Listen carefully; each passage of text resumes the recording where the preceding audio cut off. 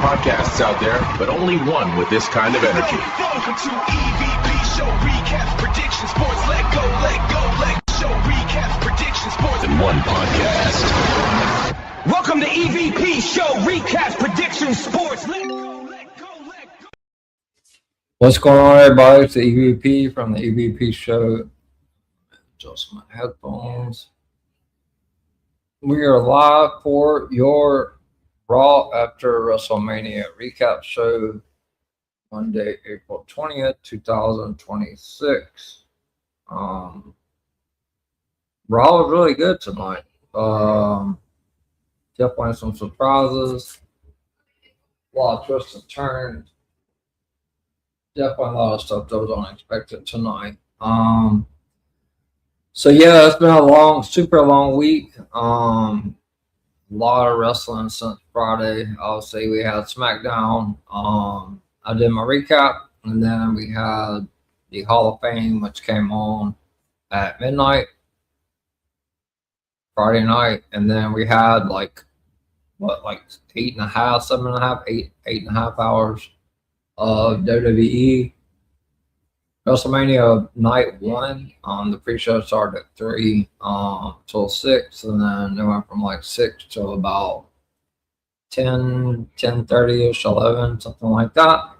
And then we had same thing Sunday, so like 17 hours of content, or not content, but wrestling action. And then obviously tonight was Raw after Mania. We saw a couple of people I talked about on Scoops. We haven't seen all of them yet. We still haven't seen Ricky Saints and JT Jane. But we did see the debuts of Sol Ruka. Well, Sol Ruka's already debuted on the main roster, but Ethan Page is now the #1 contender for the Intercontinental Championship, which is exciting to see the people come up from NXT. Sorry guys, I'm not trying to ignore you guys. I'm just on X and I'm reposting a live. It's been a while since I've been live on this platform out. But it is good to see you guys. Haven't seen you guys in a while, so hope you guys had a good weekend. Hope you enjoyed WrestleMania. Just 1 second, I'm just getting all the lives out there. Oops. I can't see your comment. I don't think I'll be able to see your comments on here. I'm not really 100% sure, but we'll see.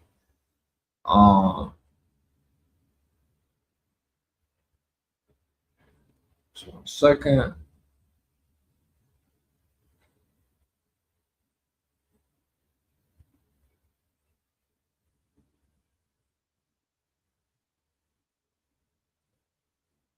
All right, so we are live for the Raw recap.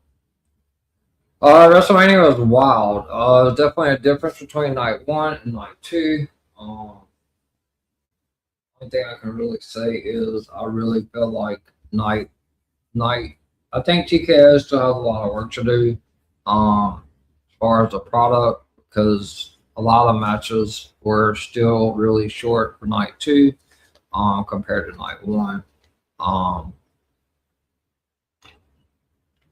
And then we had the big surprise of Brock Lesnar. Apparently has hung his boots up. I mean, it looks like it now for sure. Last night I wasn't 100% sure, but it does look like it. From what Paul Heyman said, and then gone through the promo, he didn't mention anything. He just said that Paul still owed him a favor. And so yeah, he never mentioned Brock. So gone through this, talked about the world title. So like I said, there was a lot of reports that come out that Triple H really was caught off guard, that he didn't even really know anything in regards to Brock Lesnar retiring. So it does look like it happened. It's really hard to believe, honestly. But I guess he's doing it on his own time. Because at the end of the day, like I was fully expecting him to retire in Minneapolis, from home city, hometown fans, stuff like that. But maybe he just didn't want to have his career ended by Gunther. I don't know. Like I said, I'm not Brock. Brock kind of does his thing his own way, and so yeah, I don't know. It does look like he has retired. So but they're definitely setting up some new angles tonight. Obviously Cody Rhodes, which is not fake, has actually got injured when Randy punched him. Some sort of orbital bone injury. He was tested today for a concussion, which came back negative. He doesn't have a concussion, which that's always a good thing because he had to get some stitches and stuff in the back of his head. But he is out for about 4 weeks. So it looks like his return date is approximately somewhere between May 20th and 22nd, somewhere in that area. So he definitely missing Backlash. I don't know what happened with the Jacob thing. Last I was told from multiple people and seen from multiple sources that Jacob was probably going to challenge the winner of Cody Randy at Backlash. Maybe with Cody being out, maybe they pivoted. I don't know. Or maybe they was going to do the tag match with Pat McAfee and Cody. I mean, Pat McAfee and Randy. And Cody and Jelly Roll. But I'm not 100% sure on that. So it is what it is. Looks like we're headed for Roman Reigns versus Jacob Fatu for the Raw Heavyweight Championship at Backlash. There's 3 PLEs coming up in the month of May. So we have Backlash, I believe, May 9th. I don't know the date for Saturday night's main event. I believe it's like a week or so after that. And then we have the PLE coming up at the end of May in Italy. So that's definitely something to look forward to there. But yeah. So let's go ahead and get started, guys.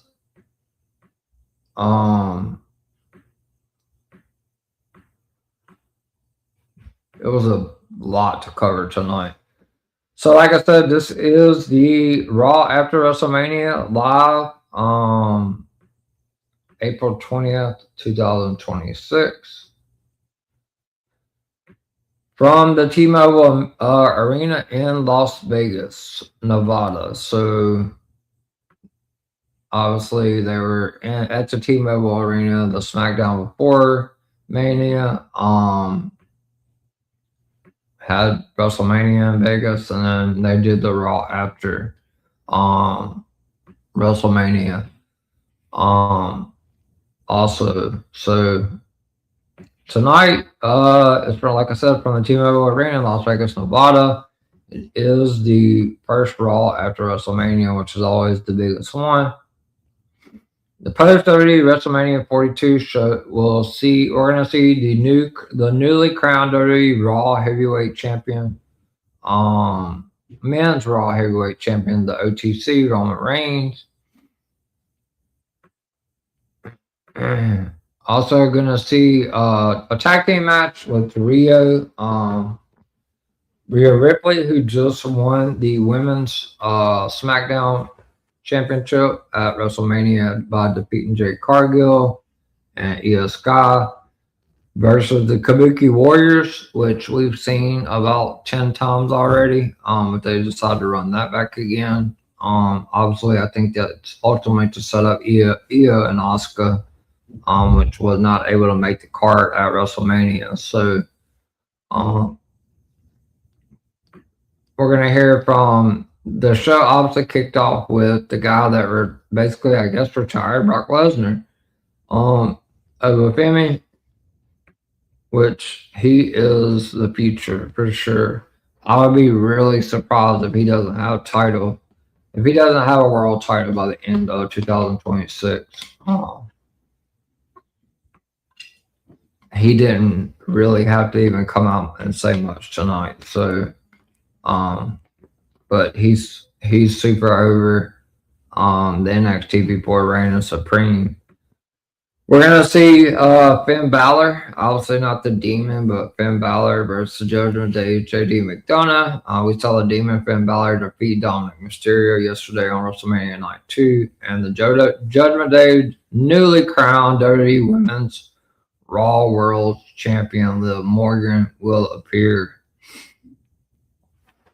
So the show opens up with a video package recapping this past weekend WWE WrestleMania 42. Michael Cole and Corey Graves welcomes us to the show as we see the arrivals of the WWE Women's World Champion Liv Morgan. That's accompanied to outside with the Judgment Day. She got arms locked with Dirty Dominic Mysterio, Raquel, Roxanne Perez, and JD McDonough. We also see WWE SmackDown Women's Champion Rhea Ripley with Io Sky as they're getting ready to battle the Kabuki Warriors tonight. So starting off Monday Night Raw, the Raw after WrestleMania, we get the ruler himself, Obafemi. His music hits from Las Vegas, just absolutely went crazy. Definitely crazy. Obafemi super over. I personally would have Oba and Roman at SummerSlam. That's got to happen before the end of this year. So, yeah, like I said, there was a lot of stuff tonight that threw me for a look. Obviously, CM Punk, I thought he was taking some time off, and he still may. But it looks like we're setting up for CM Punk versus Cody Rhodes, which probably should have happened at WrestleMania 43. Maybe there's something wrong with Randy. I don't know. But I don't see Cody dropping the title before SummerSlam. So I don't want to face versus face, though. One of them needs to go heel. And the way Cody's been acting, I could definitely, hopefully, we get to see a heel Cody versus a face Punk. I definitely don't want to see a face versus face at SummerSlam. And Punk just dropped the title to Roman, so I don't know. I think Cody, maybe, I'm not gonna say going all the way to WrestleMania 43 with the championship, but this just could have been a tease. I think it happens at SummerSlam, but it could have been a tease for WrestleMania 43 as well. But I don't think they're gonna wait that long. CM Punk's too injury prone, so and obviously Cody's banged up too. So, Oba's music hits. He struts his way down to the ring to a huge ovation from the fans. The crowd always sings to Oba with him doing that strut. Oba looks around before raising the microphone to his mouth. Before he begins to talk, like I said, the fans cut him off with the Obafemi chant. Obafemi, just like they do for all the big stars. So Oba gets the mic, and he just says, Oba says the ruler has arrived. Kind of similar to what Roman did, I believe. I don't know how long ago it was, maybe 9-10 years, something like that. When he said the big dog has arrived, he just dropped the microphone. Oba didn't really have to say too much. I mean, he did literally just retire Brock Lesnar. So, yeah, that's good. Obafemi is in prime position for a long, long career in WWE. Oba drops the microphone and poses as his music plays, and the crowd continues to chant his name. So then we see Asuka in the background, and she tells, and I believe it's a promo segment. She tells Io Sky she chose her like family, and she will always be Io's senpai. Asuka then says, "You seem to forget this." Asuka then says, "Tonight you will remember." Asuka then says, "Since you devoted yourself to Rhea Ripley, how has that worked out?" Asuka then says, Rhea is champ, but what about you? Planting some seeds for her. Asuka trying to get Io to turn heel on Rhea, which could happen. Asuka then says to Io, you're a nothing. Asuka then says, it didn't have to happen this way. Asuka then says, you would have shown, if you would have shown respect, then your senpai would be by your side. Kairi then tells Io she beat her last week and they will beat her again tonight. Asuka then says Io and Rhea is not ready for Asuka.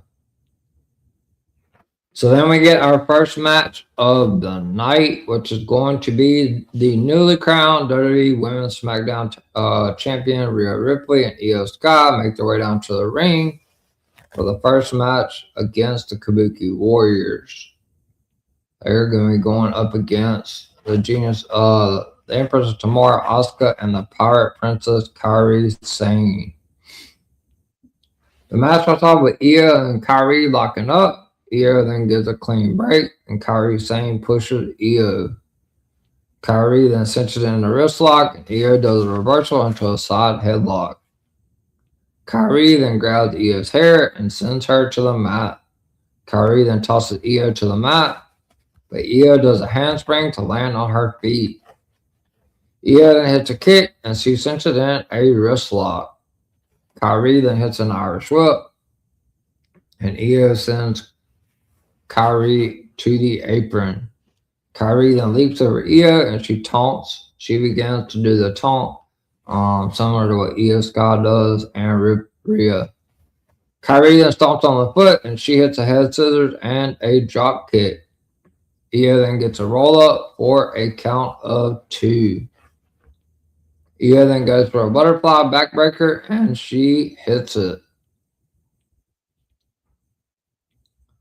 Rhea then tags in, and she sends Io onto Kairi Sane, and Rhea gets a count of 2. Rhea then hits a face plant, and Asuka makes the tag. Rhea then misses a round kick, and Asuka hits a slap. Rhea then hits a face buster, but Asuka hits a back fist and several kicks. Asuka then hits a running knee, but Rhea then fires back with a round kick and goes for the pinfall, and only gets a count of 2. Rhea then kicks Asuka, and Asuka distracts the referee, but Kairi Sane cannot take advantage of the situation. Asuka then hits Rhea, and Kairi tagged in. Kairi then hits an elbow drop. She hit the massive Kairi move off the top rope, the big huge elbow drop to the floor. Kairi then sends Rhea into the announce desk and begins to chop her. Kairi then puts her back into the ring, goes for a pinfall, but only gets a count of 2. Kairi then sends Rhea into Asuka's boot, and Asuka tagged in.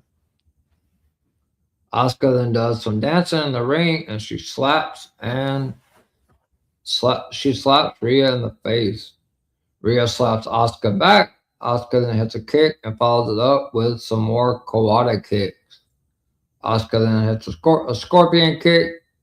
Kairi Sane then tagged in, and she goes up top, and Kairi hits a boot and a head scissors in the ropes. Asuka then tagged in, and she applies an armbar. Asuka then distracts the referee, and Kairi Sane kicks Rhea Ripley. Kairi then tags in and snapmares Rhea and follows it up with a drop kick. Asuka then tags in, and Asuka goes for a reverse DDT, but Rhea Ripley escapes. Rhea then hits a running kick to Sane, and both women are now down. Asuka and Io then tag in. Io hits a back elbow and a show tie. Io then hits a kick to Asuka, and Io blocks a kick from Kairi Sane and sends her boot into Asuka. Io then splits them up with handsprings, and she hits a double drop kick, and she does the famous Io gimmick, the ears gimmick. Io then hits a running double knee strike to Asuka and Kairi Sane. Io then hits a round kick and goes for the pin, but only gets a count of 2. Rhea then tags in. She sets up for the shout out to Razor Ramon, the the famous Razor Edge, and she delivers it. Io then hits a missile drop kick. And then Rhea goes for a pinfall, but only gets a count of 2. Asuka then escapes a riptide, and Asuka hits Io on the apron. Kairi then tags in, and they hit a series of double team moves, including a double kick for a count of 2. Io then hits a stomp to Asuka, and Kairi hits several forearms to Io. Io then hits a suicide dive when Kairi Sane Irish whips her. Rhea then hits a headbutt, and Io tags in. Rhea then hits a riptide, and then she tags Io. Io goes up to the top rope and hits the moonsault on Kairi Sane for the 1, 2, 3. So the winners of the match is the SmackDown Women's Champion Rhea Ripley and the Genius of the Sky, Io Sky. After the match, while Rhea and Io celebrate in the ring, Asuka is yelling on the outside at Kairi again. So then we go to the backstage segment. We see Adam Pearce with Penta, which retained yesterday in the 6-pack ladder challenge match at WrestleMania. He defeated Javon Evans, Rey Mysterio, JD McDonough, Rusev, and Dragon Lee. So we see Adam Pearce with Penta, and he congratulates him. Javon Evans, which he was phenomenal yesterday in the 6-pack ladder match. He shows up, and he congratulates Penta on his win. But he says he is not going anywhere. Penta then says he will do it again, but his title isn't going anywhere. And then the Raw General Manager, Adam Pearce, and we have All Ego Ethan Page walking up, which I talked about a couple weeks ago on Scoop, that after his past match on NXT, that he was going to be coming up to the main roster. We're going to see Ethan, Sol Ruka, Joe Henry, and JC Jane for sure is the top 4 call-ups. So Adam Pearce officially announces that Ethan Page is the newest member of the Raw roster coming up from NXT. Ethan Page then says he tells Javon Evans, I'm the newest member here, but I always get what I want. Ethan Page and says he wants the Intercontinental Championship. Ethan then says he won't need a second chance. He'll get it done the first time. Pearce then interrupts and says they can settle it in the ring. Javon then says nobody is going to take his spot, especially Ethan Page. So obviously Javon and Ethan have history back. A lot of NXT people. Definitely excited to see Ethan Page on the main roster. It's looking more like Ethan and Sol on Raw, and maybe Ricky Saints, or Ethan, Sol, and Joe Henry maybe on Raw, and Ricky Saints and JT Jane on SmackDown. We'll see, because we didn't see JT Jane tonight, so I do believe she makes an appearance Friday on SmackDown. Which SmackDown can definitely use all the help they can get. But Javon says nobody is going to take his spot, especially All Ego Ethan Page. He's already got a match tonight, a number 1 contenders match for Penta's Intercontinental Championship. So we then see Los Americanos in the interview area. Bravo says this is Sin City. Bravo Americano then says it is like Jabero's city. Ryo then says the people cannot dress like them. Bravo then says they cannot dance like them either, and Bravo dances. Ryo then says you have no respect. Bravo then says they have no culture. Grande then says he promises to him and to you and everyone all over the world that he will take this mask off your ugly mug, raise a hat, and walk to his home to celebrate the greatest fiesta ever seen, which will obviously take place on AAA, the Mask vs. Mask.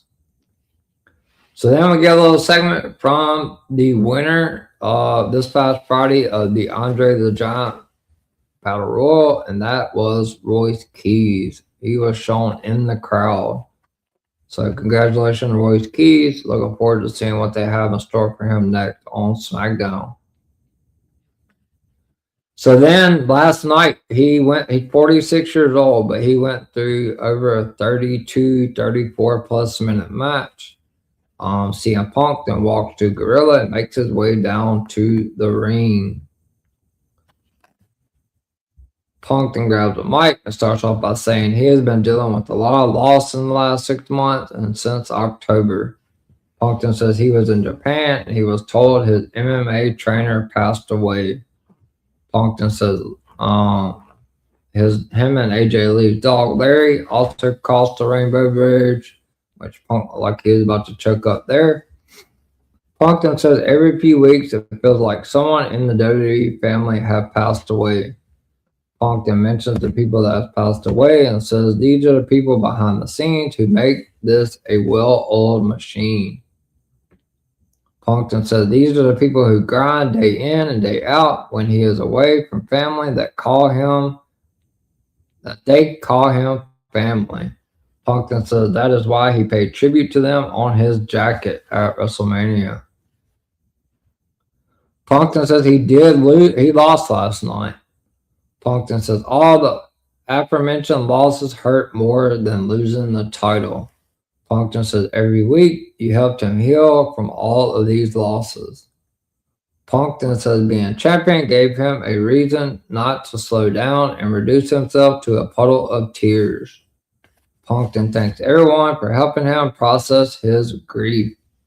Punk then says he feels that they will help him get through this most recent thought. Punk then says he wasn't supposed to be champion, but being champion at 46 for 3 minutes isn't that bad. He was talking about him winning the title. Obviously, Seth Rollins with the heist of the century when he was pretending he was hurt, and then he cashed in on CM Punk. Punk then says he could have reduced himself to a puddle of tears, eat donuts, and hang out at home with his hot wife, AJ Lee. Punk then says he poured his soul in to entertain you, talk to the fans. Punk then says because he stayed ready, he got a chance when Seth Rollins got hurt. Punk then says he is champion. Punk then says if he wasn't ready, you would be out here listening to Jey Uso. Punk then wonders why the booing, because he said he likes the eating, which is funny. Punk then says he lost last night, but he is smiling. Punk then says he is still the best in the world. And last night proved that. He lost, but he did put on a hell of a match. Punk then says he came to Vegas and he said he had a dream since he was a kid. Punk then says he stood under the brightest lights on the biggest stage and proved it. Punk then says last night was just not his night. Punk then says he is not going to go home and sulk or go on a vacation because you never know when a title match is going to fall from the sky. And then right after that, we get the music, and which is absolutely random because I didn't think Cody was going to come back on TV after all the injury he suffered at WrestleMania Saturday. But we get the music, and I'll go ahead and play it for you guys.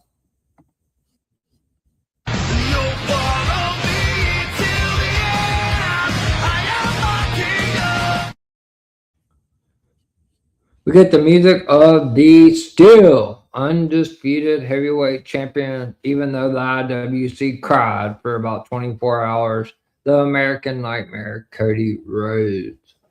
I don't give a shit what the report said. Oh, it changed 24 hours. Well, if it did, it did. He's still the champion. Just keep crying because he's going to be champion until SummerSlam, at least.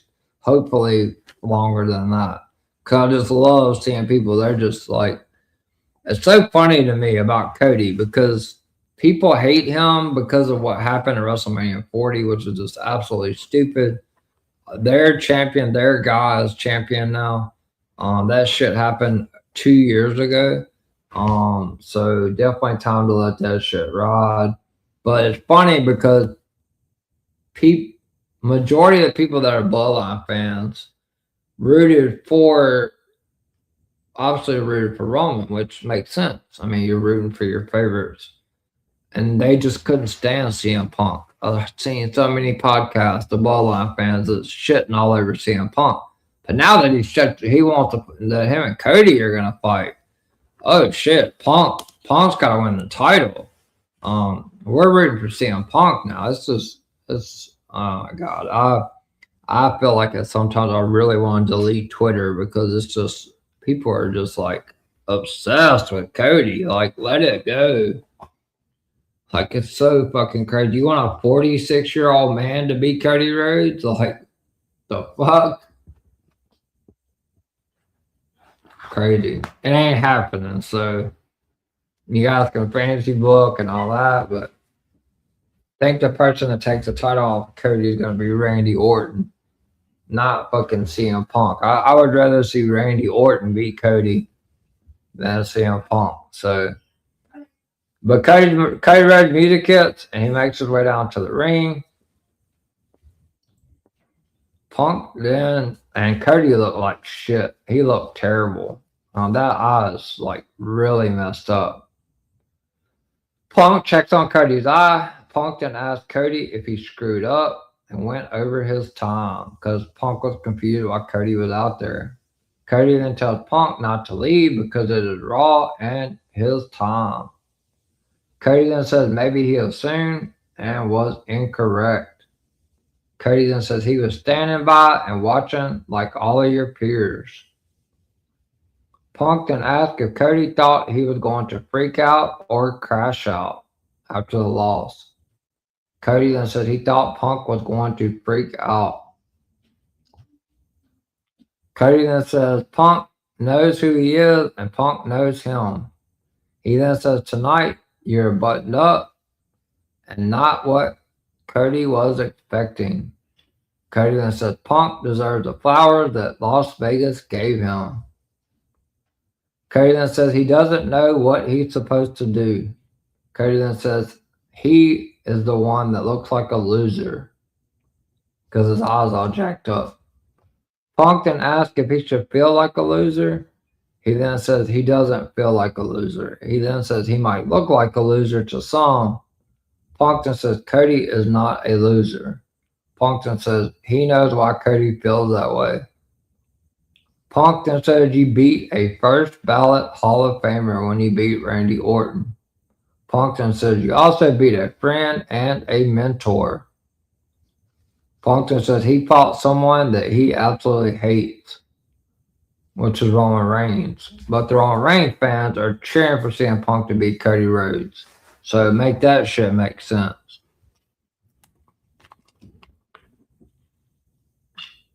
Punk was the one that was making comments about people's dead dads and all this other shit. I don't know.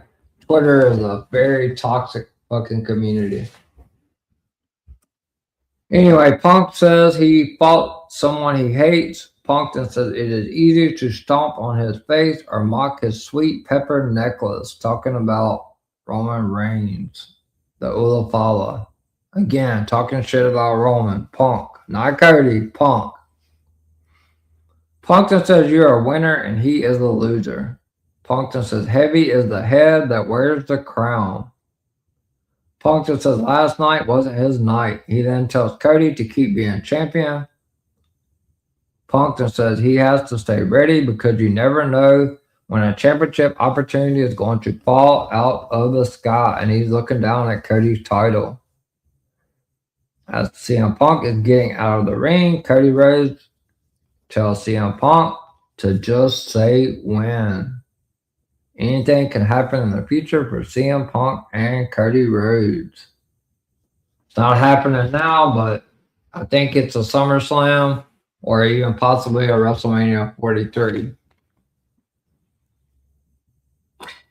I don't know how to get there. I don't think they wait till 43. They could, but Punk's not getting any younger, so I don't know. If they do it at SummerSlam, one of them has to be a heel. I don't want to see this. Oh, you're a winner. You're not a loser. I don't want to see any of that. Cody acted like a heel against Randy. I want to see him go all the way and just completely just dismantle Punk. So then we get Finn Balor. He cuts a promo and says, last night Dominic brought out the demon and the demon put Dominic Mysterio down. Finn then says he is not done with the Judgment Day. Finn then says Dominic drew first blood, so he was the first to fall. Finn then says he expected this type of betrayal from Dominic, but not JD McDonough. Finn then says he remembered when JD was 12 and walked into the gym to train. Finn then says he turned JD into one of the greatest performers. Finn then says he knew that JD would have his back, but JD made a choice and he chose Dominic. Finn then says this is a full circle moment. Finn then says I brought you into this business, but tonight I'm going to take you out. So then we go to our next match of the night. It is the number one contenders match for the Intercontinental Championship. Ego Ethan Page makes his main roster. Well, he's been on the roster before. But he is officially a member of Monday Night Raw. Ethan Page makes his way down to the ring for the next match of the night, followed by the young OG himself, Javon Evans. So the match starts off with both men locking up. Ethan Page sends in a side headlock. Ethan then hits a shoulder tackle and he pats Evans on the head. Javon Evans then hits a springboard roll up for a count of 2. Evans then leaps over Ethan Page and he does a matrix into a cutter. Page then goes into the ropes and Page hits a punch when Evans was not focused on the match. Page then hits several punches. Page then delivers an elbow to the top of Javon Evans' head. Page then hits a backbreaker. Javon then hits a chop and several jabs. Page then hits a forearm and he hits a back elbow. Ethan Page then goes for a pinfall but only gets a count of 2. Ethan Page then sends in a reverse chinlock. Javon then backs Page into the corner. The Page hits a forearm to the back. Evans then escapes to belly-to-back suplex and hits a drop kick. Evans then hits the springboard head scissors to Ethan Page, and Evans also delivers a plancha onto Ethan Page. Evans then chops Page, and Page goes back into the ring. Evans then misses a chop, and Page goes for a forearm, but misses that as well. Evans delivers another chop, and Ethan Page goes down to the mat. Ethan Page fires back with a punch to Javon and chokes him in the corner. Ethan Page then kicks Evans and punches him in the ropes. Javon then hits several punches, and Ethan Page fires back. They then exchange punches, and Javon hits a jumping punch. Ethan hits a forearm and a slam. Page then hits several knees to the back and cinches in a reverse chinlock. Evans then hits several punches to get free. Evans then hits a punch, but Ethan Page delivers a big boot. Evans then sends Page to the floor and hits a suicide dive. Evans then hits a punch and sends Ethan Page into the turnbuckles. Evans then hits a round kick and a springboard crossbody for a near fall. Evans then goes to the turnbuckles and Ethan Page stops him with a punch, but Javon then hits a headbutt and Ethan fires back with a punch. Ethan Page then hits a power slam and goes for the pinfall, but only gets a count of 2. Page then takes Evans' shirt off, takes off Evans' shirt, and he goes for another power slam, but Evans escapes. Ethan Page goes over the top rope when Evans drops down. Javon then hits a thrust kick, and he misses it, and then he goes for a moonsault but misses, but lands on his feet. Ethan pays and tries to send Javon into the ring post, but Evans reverses it. Javon then sends Paige onto the announce desk.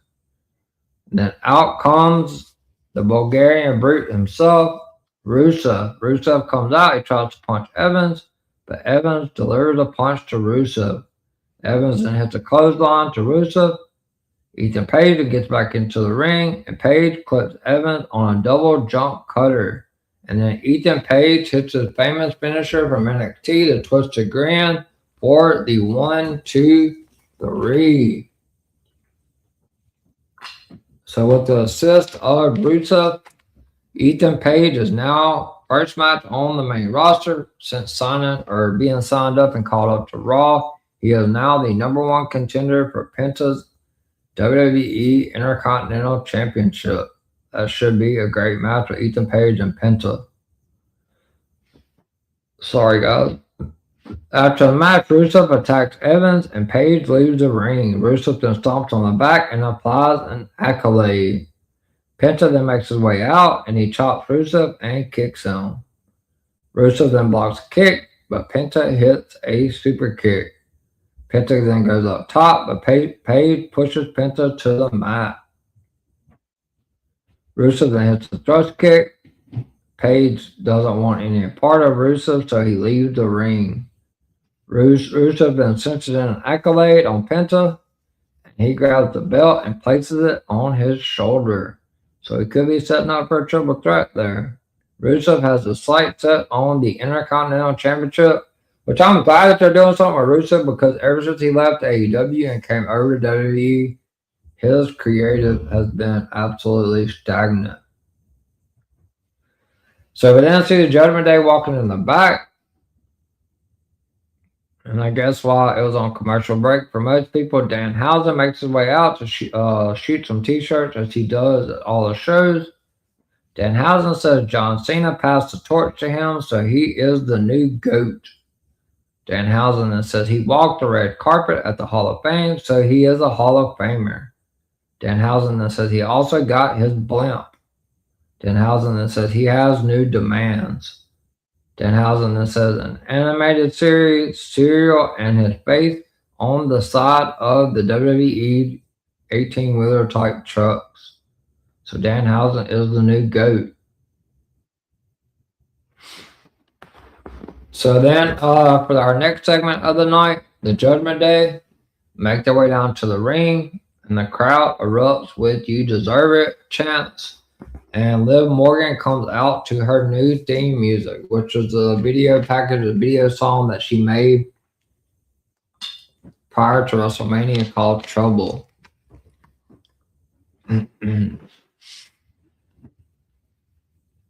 Liv Morgan says fans are now in the presence of the greatest women's world champion of all time. Liv then says she wants to thank a couple of people. Liv then says the Judgment Day has been her rock, and she wouldn't be here without them today. Liv then thanks Stephanie Valcourt for reminding her who she is. Liv then calls herself the most talented woman in WWE. Liv then says this is her ring, her division, her company. Oh gosh, my stupid phone. Swear to God. Why does this keep happening every night? My phone. Sorry, guys. Does this like every night. My phone gets hot and then I lose track of all my notes.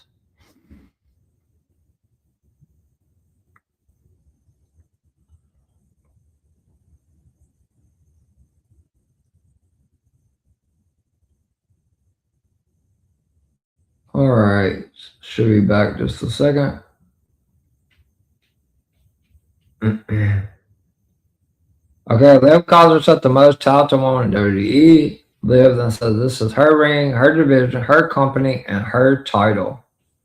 Liv then says if you thought she was messy and trouble before, you haven't seen anything yet.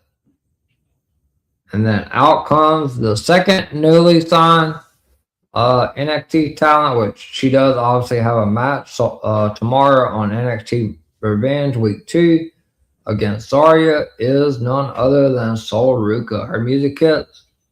She makes her way down to the ring. Sol then apologizes for interrupting, but says Liv is an inspiration. Sol then says her journey over the last decade shows to her that Liv is the top woman in the division. Sol then says Liv deserves this. Liv then says Sol has some nerve to come out during her celebration with her family. Liv then says she appreciates those kind words. Liv then says she will be as nice to Sol as possible. Liv then says you are no Liv Morgan. And Liv begins to laugh. Liv then says, if you want to make it to WrestleMania, you will get out of her ring. Sol then says she didn't come out here to pick a fight, and she didn't come out to back down from one either. And then Adam Pearce comes out to stop them. Adam then says, if you want to see a fight, bring out the referee. And referee Jessica Carr is seen running to the ring. So we're going to get a one-on-one match with Sol Ruka going up against the newly crowned WWE Raw Women's Champion Liv Morgan. This is one of the dream matches that we've been waiting on with Sol Ruka. She come up to the main roster. Obviously, Sol Ruka is going to win a title. Not soon, but I can see it happening within a year and a half, for sure. Thinking Sol Ruka maybe wins Money in the Bank. So I want her JC1. The match was all with Sol doing a matrix and hitting a leg sweep, followed by a thrust kick. Liv then hits a forearm and several kicks. Liv then misses an enziguri. Liv then gets a victory roll for a near fall. Sol then gets a roll up and then goes for a pinfall and only gets 2. Liv then hits a head scissors, and Sol does a cartwheel, and Sol lands on her feet and hits a drop kick. Sol then hits a snap mare and a kick, but Liv gets her knees up to block a moonsault. Liv then stops a springboard move and hits the ropes. Liv then stomps on the midsection. Liv then hits an Irish whip and a hip into the corner, followed by a running knee into the corner. Liv then hits a drop kick and goes for the pin, but Sol kicks out at 2. Sol then hits a back elbow and a kick. Sol then goes for a counter roll, but Liv holds on to the ropes and kicks Sol. Sol then escapes a slam, and she takes Liv down with a waist lock. Liv then sits in a front face lock, delivers several knees and punches. Liv then goes for a slam, but Sol escapes. Liv then goes for a hip toss. Sol lands on her feet and hits an X Factor. Liv then rolls to the floor, and Sol hits a moonsault off the top of the ring post. Sol then sends Liv back into the ring, and she goes for a springboard move, and she lands on her feet and rolls through. So then Raquel Rodriguez and Roxanne Perez and distract Sol, and Liv hits a longboard for a count of 2. Liv then cinches in a camel clutch with Sol in the ropes. Liv hits a drop kick to the back and goes for a pin, only gets 2. Liv then kicks Sol in the midsection and then several more kicks in the corner. Sol then hits several chops and forearms. Liv then chokes Sol from the turnbuckles. Liv then hits a bulldog off the turnbuckles for a near fall. Liv then cinches in a reverse chin lock. Liv then goes for a suplex and she hits it. She then holds on and goes for the second one. Liv then goes for the 3 amigos and Sol reverses one on her own. Liv then hits a forearm and Sol fires back. They then go back and forth. Sol then hits a kick and an elbow to the back of the head. Sol then hits a European uppercut and several back elbows. Sol then hits a German suplex. Sol then goes to the turnbuckles for a missile drop kick. Sol then hits a running knee for a count of 2. Sol then goes to the turnbuckle, but Liv catches Sol with a code breaker for a count of 2. Soul then does a handspring out of an oblivion, and Soul hits a soul snatcher. But Liv Morgan, smart, rolls all the way out to the floor. So then Soul goes up top, hits the sausage special onto, which is basically a backwards moonsault, onto Roxanne Perez and Raquel. But out comes Solruka's opponent tomorrow on NXT Revenge Week 2, Zarya. She comes from behind and hits Soul and sends her into the ring post and follows it up with a spine buster on the floor. Zarya then goes up the aisleway smiling. Liv Morgan gets back to her feet. The referee then starts her count. Soul beats the count at about 7 or 8, maybe 9. And then Liv Morgan hits the Oblivion for the 1, 2, 3. Big win for the new Women's Raw Champion, Liv Morgan. After the match, Liv celebrates in the aisle with Raquel and Roxanne. Stephanie Valcourt's music then hits, and she comes out to the stage and says something to Liv. Stephanie Valcourt is not done with Liv Morgan, which is something I definitely talked about on Scoops probably about 4 weeks before Mania. Triple H loves doing trilogies. I don't know if this will go 3, but Liv is definitely going to have to face Stephanie again.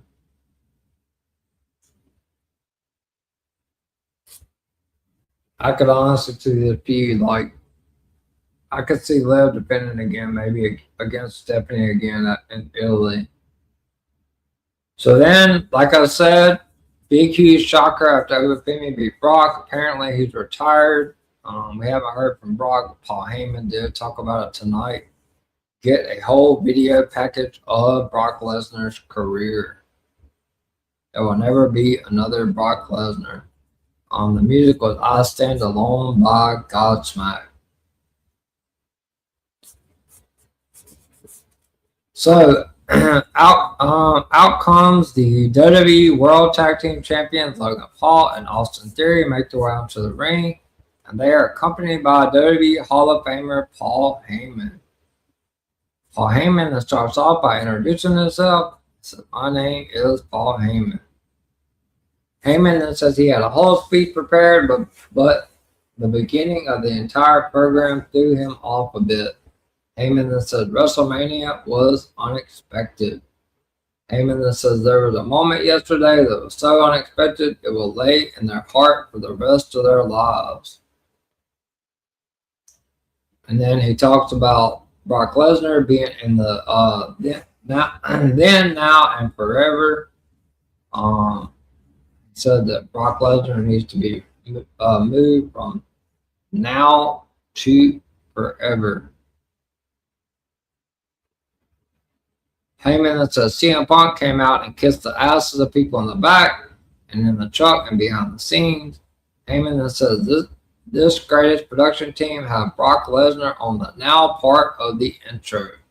Heyman that says these bitches cannot face the reality of what happened yesterday. Heyman that says take him out of the now and put him in the forever. Heyman that says he will be the baddest ever in the ring. Heyman that says let's talk about the now. Paul Heyman that says the now is the fact that WWE has experienced a resurgence in the tag team division thanks to Austin Theory and Logan Paul.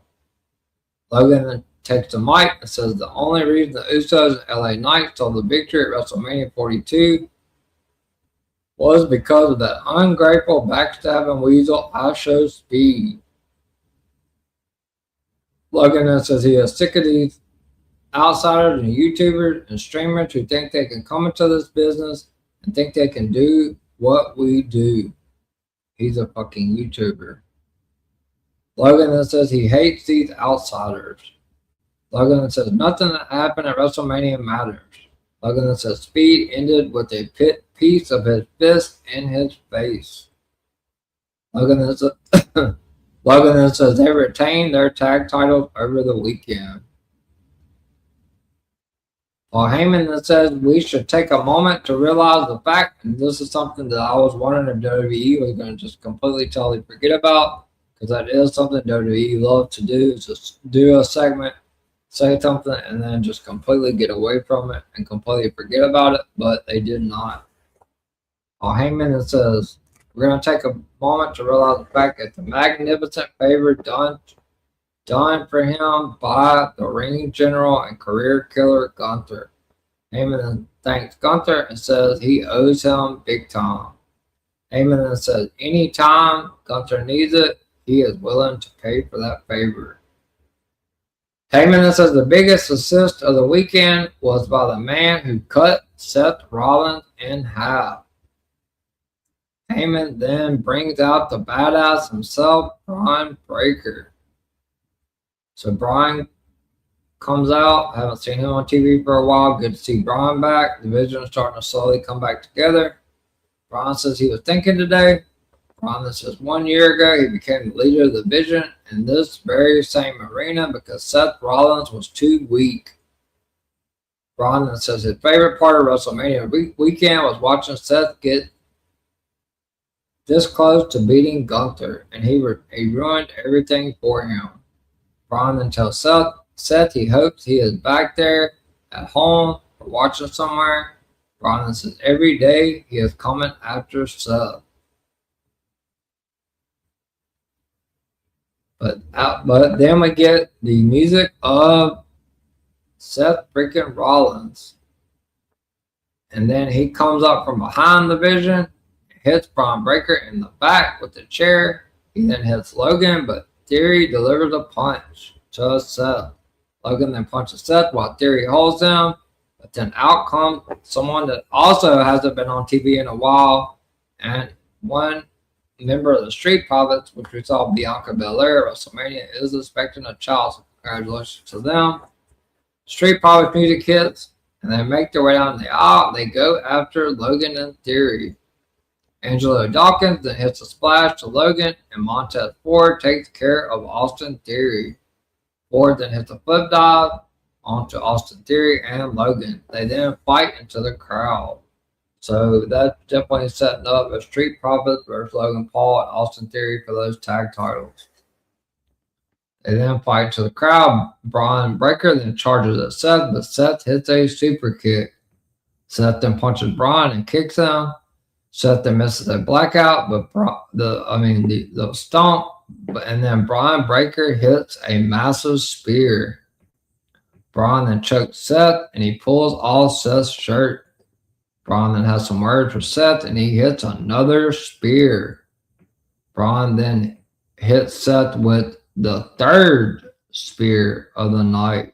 The message was sent. This is a completely different Braun Breaker. His hair is even growing out. So good segment there. Well, obviously, like I said, talked about it before, this is setting up for when I was making my predictions. I said Braun was going to interfere, call Seth. Gunther was going to get his favor, which was supposed to be Brock, but now that Brock's apparently retired, it looks like it's going to be a world title match for Gunther at some point in time. So JD McDonough then cuts a promo and says it's time to get serious. JD then said you brought him into the Judgment Day as part of the family. JD then says we were supposed to be family. JD then said you have changed so much. JD then says you are taking cues from CM Punk. JD then says what about the person who had your back for 20 years? JD then says you talked down to us like you were the leader. JD then said people ask how he could do that to Finn after 20 years. JD then says it was easy and he would do it again. JD then says he will step out of that shadow and show everyone the Finn Balor you love is dead. So then, not the demon, the regular Finn Balor makes his way down to the ring for the main event of the night, obviously before the Roman Reigns promo against JD McDonough. So the match starts off with Finn hitting a clothesline on JD over the top rope. JD then sends Finn into the apron and sends him into the ringside barrier. Finn then backdrops JD into the crowd. Finn hits a forearm off the ringside barrier. They then fight through the crowd and Finn hits several chops and kicks. They then fight into the stands. They then make their way back to the ring. Finn then sends JD into the ring. Finn hits some chops, but then JD fires back with the back elbow and punches Finn. Finn then hits a shoulder to the midsection and he kicks JD. Finn then goes up top and goes for the finisher, the coup de grace. He misses it. When JD moves out of the way, JD then sends Finn to the floor. JD then hits punches to Finn and sends him to the ringside barrier and ring post. Finn then beats the count back into the ring and JD hits a headbutt and goes for the pin for a count of 2. JD then hits a kick and several punches, but Finn punches back. JD then hits a drop toe hold and a leg drop for a count of 2. JD then sends it in a reverse chin lock. Finn then hits several elbows and an Irish whip, and he misses a boot. JD then trips Finn and hits a slingshot twisted senton for a count of 2. JD then chokes Finn in the ropes. JD then sends it in a reverse chin lock. JD hits a forearm and Finn escapes a slam and hits a GTR. Finn then hits several punches and a double leg takedown and double stomp to the midsection. Finn then hits a sling blade, but he misses the running drop kick. JD then gets a jackknife cover for a count of 2. JD then hits his headbutt for a near fall. JD then goes for a moonsault and Finn gets his boots up. Finn then hits a running drop kick and he goes up top for and finally hits the coup de grace for the 1, 2, 3. So back-to-back wins. Well, yesterday was Demon, but back-to-back wins for Finn Balor over the Judgment Day. He beat Dominic and now he has beaten JD McDonough. After the match though, Dominic attacks Finn from behind and he punches Finn. Dominic then goes for a 619, but Finn hits a clothesline and a drop kick. Finn then goes up top, but JD McDonough pulls Dominic to safety. So I don't think this is the last we've seen with Dominic Mysterio and Finn Balor. So then we go backstage with Jackie Redmond, and she is with the Ring General and the career killer himself, Gunther. Jackie asks Gunther how he feels after his win against Seth Rollins. Gunther says he feels fantastic. Gunther then says he proved that he was right about what he said. Jackie then asks if Gunther and Paul Heyman knew about Braun Breaker. Gunther says there is no me and Paul Heyman. Gunther then says Paul Heyman only owes him a huge favor. What's going on, Peter? Raw after Mania. Punk facing Rhodes. Then Reigns not adding up. Yeah, I have no fucking clue what's going on with that at all. Looks like they're setting up for a Punk Cody SummerSlam or Mania 43. Definitely confusing for sure. Peter for sure. But Gunther said there's no me and Paul. He said Paul only owes him a favor. Gunther then says, you will see the world championship around his waist soon. So I'm only assuming now that the plan shifted from Brock to a world championship match. But then the megastar himself, LA Knight, shows up, finally away from the Vision Vortex, thank God. He says, from one WrestleMania winner to another, congratulations. Knight then says, you beat Seth, but everyone knows that he isn't the only one with his eyes on that World Heavyweight Championship. Knight then says, someone needed a 3-on-1 advantage, so that is ultimately an L. Reigns' opponent in SummerSlam definitely over Femi. I would think so.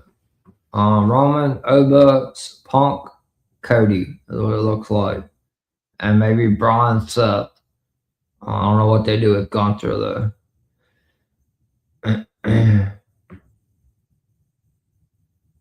I don't know. No, Randy's not retiring. He's still got like 4 or 5 years left on his contract. I think he's hurt though.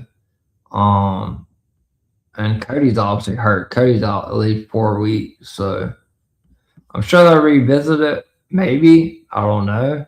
Unless they pivoted from it and going to just go straight to this Cody Punk thing when Cody comes back from this injury. I don't know. We'll see. But I'm hoping it's a heel Cody versus a face Punk. It is then announced that next week on Raw, Becky Lynch will be there, and the new Women's Intercontinental Champion, Becky Lynch, will be on Raw, and Joe Henry from NXT, which he also has a match tomorrow on NXT Revenge Week 2 against Keanu Carter, will be in concert on Raw next week. Cole then says Henry is on Raw officially. So now Joe Henry has become the third member of the NXT roster to officially get called up to Raw. We then see Rhea Ripley and Io Sky in the back. Rhea tells Io she can handle her business here while she goes to SmackDown. They then hug and Io walks away. So Rhea is headed back to SmackDown because she is the champion over there. Liv Morgan sees Rhea walk past her. Liv then says she will see Rhea again, and Rhea says she is looking forward to it. So a little tease to maybe champion versus champion, the Crown Jewel Championship maybe with Rhea and Liv. So then we get to the final part of Monday Night Raw. Obviously a vehicle arrives in the garage, and it is the new Raw Men's Heavyweight Champion, the OTC1 Roman Reigns. But when Roman's walking through, Jimmy Uso and Jey Uso are in Gorilla, and they greet Roman, and he tells them to join him in the ring. Usos and Roman Reigns and make their way down to the ring. Back like old times. I love the jerseys that the Usos have. Those like Raider jerseys. So Roman starts off by saying Las Vegas, acknowledge him. Roman then says he was going to make it short and sweet and talk about business in the future. Roman then says he ran into his cousin, so he wants to discuss some family business first. Roman then says he missed us. Roman then says he missed having their full trust, respect, and admiration. Roman then says he missed doing business with them. Roman then says right now, this is us. Roman then says separated and scattered. Roman then says we are weak like this. Roman then says CM Punk can talk trash. Roman then says some rapper from the 90s is talking about you, Jay. And then Roman says, you're talking about the yeet, man. Obviously, Roman does the yeet. Crowd starts doing the yeet. Roman then says, you changed the environment and you have washed rappers coming up to you. Roman then says, that is not us. Roman then says, this is us, and he shows a fist. Roman then says, this is the power. Roman then says, when we come together, no one can touch us, just like 4 years ago. Roman then says, we ran this business for 4 years straight. Roman then says he is not asking them to serve him. Roman then says he wants them to be his blood and stand with him. So definitely a different approach here with Roman Reigns, with the cousins, Jimmy and Jey Uso. He's not making them acknowledge him. He just wants them to stand with him. Jimmy then says he speaks for his brother when he says you will always be their tribal chief. Jimmy and Jey then point their fingers to the sky, and Roman does the same. But then we get the music, which I don't really know if it's the original plan. I'll try to find out before Sunday. I do feel like Jacob Fatu is originally, maybe it's supposed to face Cody at Backlash. I don't know. He's on SmackDown. But Cody's hurt, and Roman is main event in Backlash because he did say he was going to be around throughout the entire summer, so that's good. I'm glad now that he's champ that he is going to be working the entire summer. But the Samoan werewolf himself, Jacob Fatu's music hits, he interrupts. Roman then says it has been a while since the last time he saw him. Roman then says there can only be a couple of reasons you came out here. Roman then says, it must be to acknowledge him. Jacob Fatu fired back fast and then says, that ain't it. Roman then says, is it because you want this? Pointing to that Raw Heavyweight Championship. Fatu then says he doesn't want that title. He then says he needs that title. Roman just has a kind of a awkward look on his face. He then says he is not out here to be tribal chief. He then says he needs everything the tribal chief has. He then says he needs a shoe deal, the private jet, the Rolex, more vehicles, a bigger house, and to put his children in better schools. He then says he will do whatever it takes to win that World Heavyweight Championship. He then says at Backlash, you're going to learn that he is all gas and no brakes. You know what I mean. I can't do it, so I just gave you a messed up version of Jacob Fatu's. Roman then says he agrees with Jacob. He then says he wants all those things for him too. He then says, maybe you can beat me, Jacob. He then says, if you can he says, maybe you can beat him. He then says, if you can beat him, can you handle the burden and everything that comes with this title? He then says, we have to look at it on the other side of the spectrum. He then says, if you can't beat him, can you handle the burden of acknowledging him? He then says it is very thin air up here. He then says, we are at the top of the mountain. He then tells Jacob he will give him the rest of the week, and he will see him next Monday on Raw for his, I guess, to mull over his answer. He then says he has not given him a yes or a no, but he will see him next week on Monday Night Raw. Roman then tells the Usos to talk some sense into Jacob Fatu as the show comes to a close. Decisions.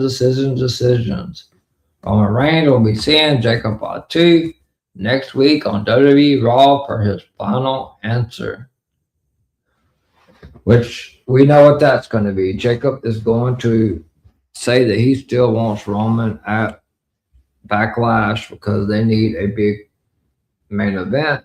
Obviously, the two mega champions are, big champions. Obviously, Cody is not going to be able to compete due to the injury that he sustained at WrestleMania 42. So, the Raw after WrestleMania are pretty good. Obviously, Paul kind of confirmed the retirement for Brock. Definitely a surprise seeing Jacob show up, but I think Roman's going to have some really big opponents through the summer, obviously before he gets to Obafemi. Obviously, we've seen the debut of All Ego, Ethan Page. Welcome to Raw. Glad to see him. He has now earned his spot as the #1 contender for that Raw Intercontinental Championship. Not sure when that match will take place, but he will be challenged at Penta. We've seen Sol Ruka, which she will be, I'm assuming, be a member of Raw as well. She had a very good match with the Raw Women's Champion Liv Morgan, who was then confronted after the match by the former champion herself, Stephanie Vacour. And then we also saw the return of the Street Profits. So the tag team division looks to be shaping up well. If Ethan Page does win that Intercontinental Championship, maybe we get to see the reunion of the Lucha Brothers with Rey Fenix and Penta. And that tag division really will be on fire on Raw.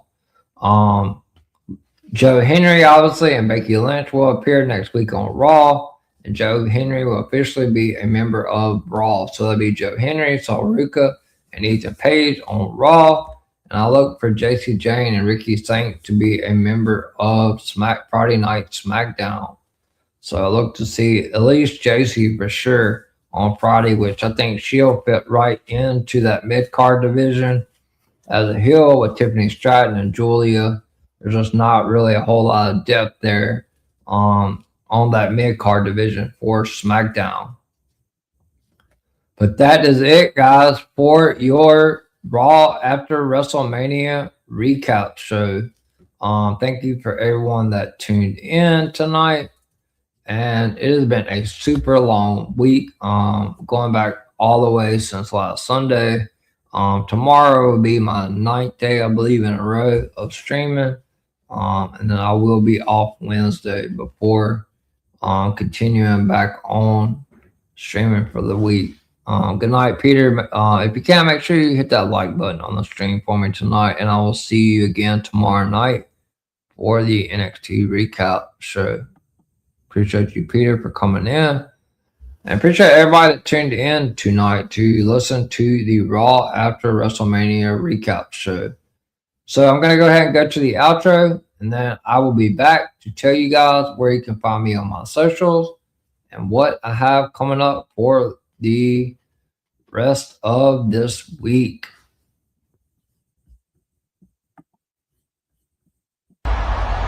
Wrestling has more than one royal family.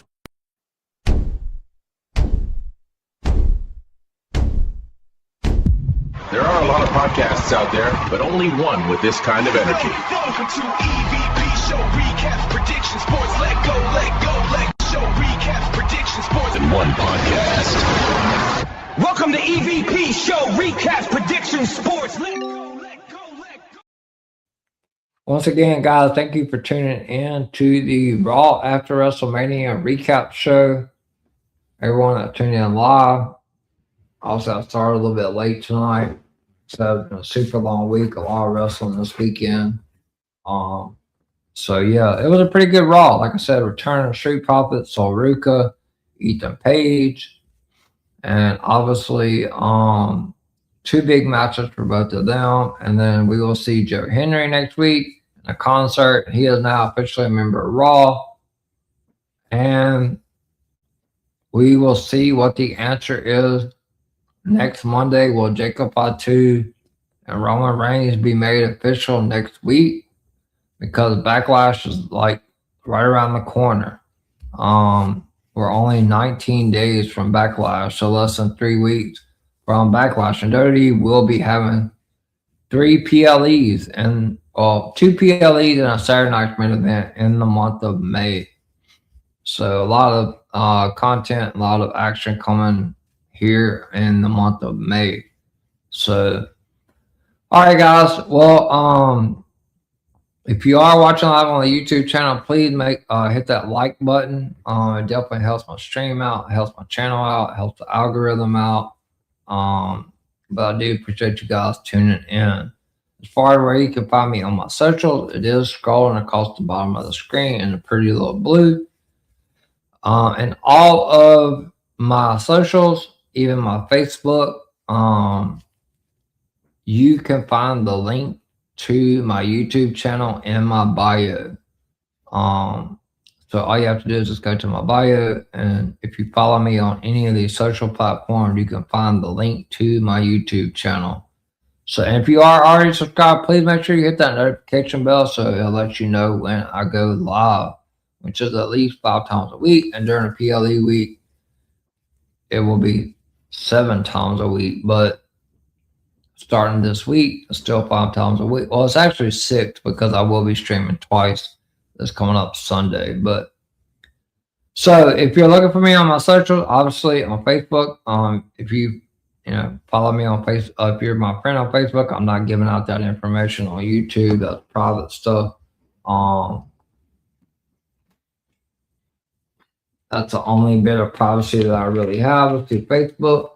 So I'm not going to be giving out my information. Obviously, people know my name, they know my name, but I'm not giving out my information on YouTube, my Facebook. I only think I'm really friends with one person from the Twitter community on Facebook. So, but if you're looking for me on Twitter /X, you can find me at EVPCJP, which going across the bottom of the screen right there.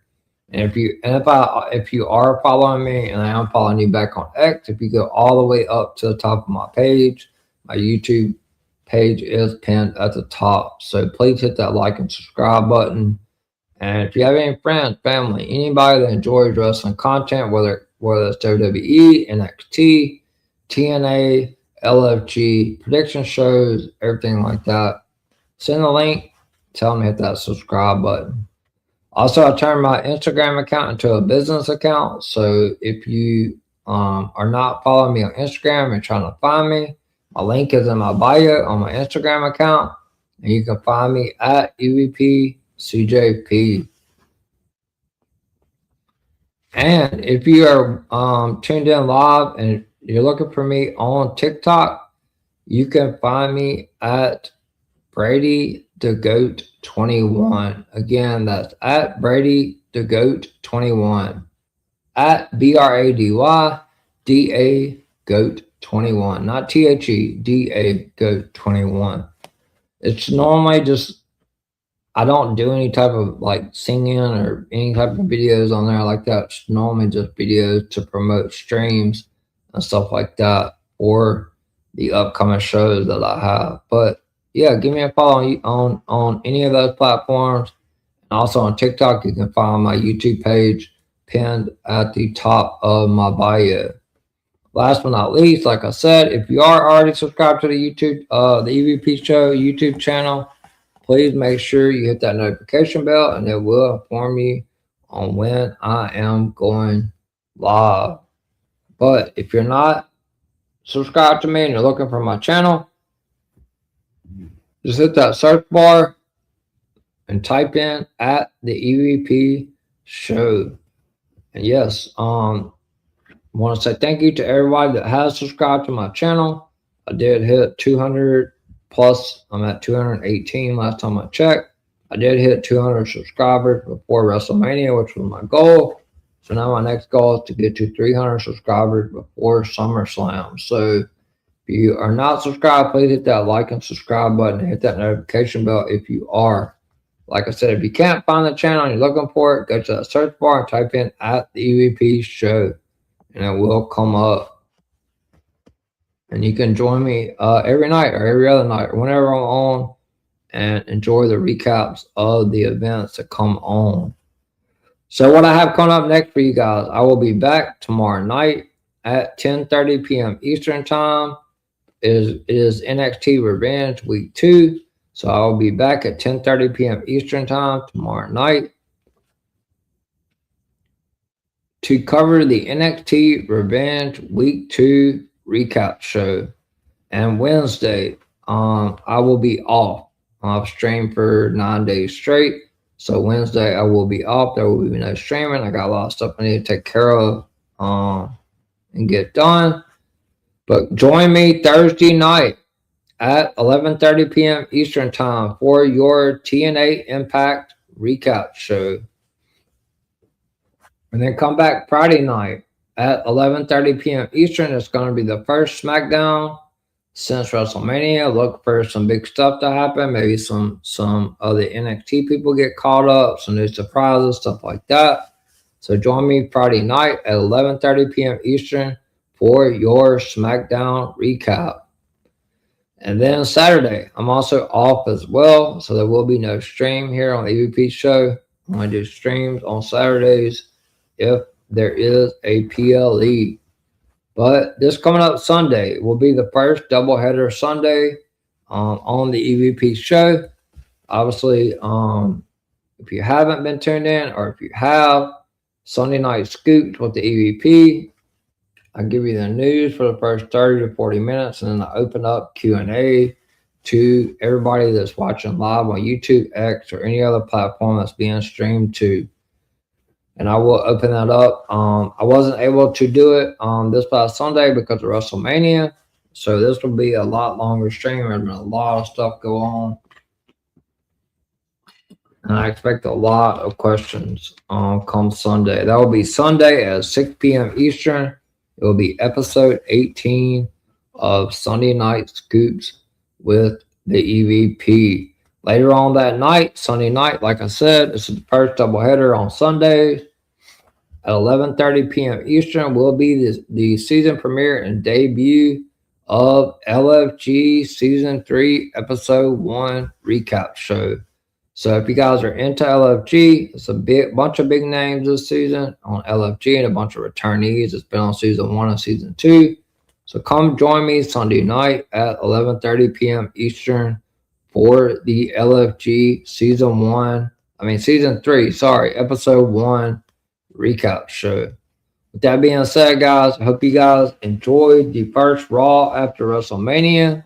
And I will see you guys tomorrow night at 10:30 p.m. Eastern Time for the NXT Revenge NXT Recap Show. I am the EVP, CJP. And I hope you guys enjoy your Tuesday. And I will see you guys. Make sure you hit that notification bell and subscribe. Make sure if you go back and watch this stream live on YouTube, you hit that like button. I'll see you guys tomorrow night at 10:30 p.m. Eastern Time for the NXT Revenge Week 2 Recap Show. Good night. I hope you guys enjoy your Tuesday, and I will see you guys tomorrow night at 10:30 p.m. Eastern Time.